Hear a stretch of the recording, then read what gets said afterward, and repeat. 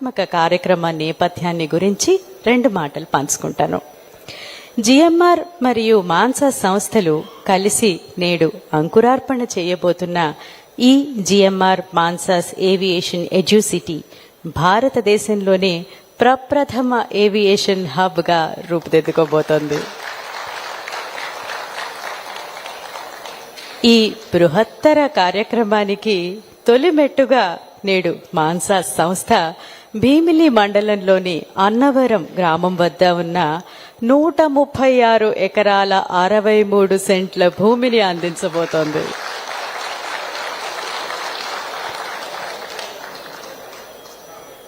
గౌరవనీయ ఆంధ్రప్రదేశ్ రాష్ట్ర ముఖ్యమంత్రి వర్యులు శ్రీ నారా చంద్రబాబు నాయుడు గారి ఆశీర్వాదంతో జిఎంఆర్ సంస్థ వారు ఈ ఏవియేషన్ హబ్ను నిర్మించడానికి పూనుకొని దానికి అనువైన ప్రదేశాన్ని వెతుకుతున్న సమయంలో గౌరవనీయ మానవ వనరుల అభివృద్ధి శాఖామాత్యులు శ్రీ నారా లోకేష్ గారు కోస్తాంధ్ర జిల్లాలలో విద్యాభివృద్ధికి ప్రముఖ కారణమైన మాన్సాస్ సంస్థ ఈ ప్రాజెక్టులో సరైన భాగస్వామ్యం వహించగలదని భావించారు.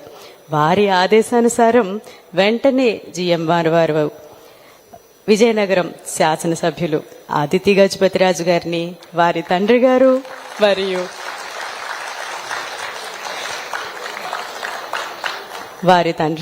మనందరికీ ఆప్తులు సుపరిచితులు అయినటువంటి మాన్సాస్ సంస్థ చైర్మన్ గౌరవనీయులు అశోక్ గజపతిరాజు గారిని సంప్రదించడం,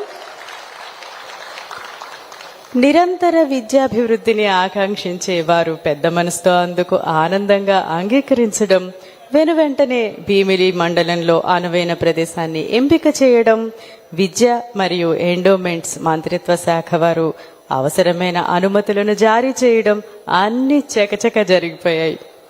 సత్సంకల్పానికి భగవద్ అనుగ్రహం తోడవడం అంటే ఇదేనేమో కదా. ఈ ప్రాజెక్ట్ భవిష్యత్తులో మన కోస్తా ఆంధ్ర జిల్లాలలో విద్యాభివృద్ధికి, ఉద్యోగ ఉపాధి అవకాశ అభివృద్ధికి ఒక కేంద్రం కాబోతోంది అని చెప్పడంలో ఎటువంటి సందేహము లేదు. ఆంధ్రులందరికీ గర్వకారణమైనటువంటి ఈ ప్రాజెక్టుకు నాంది పడుతున్న సమయం ఇది.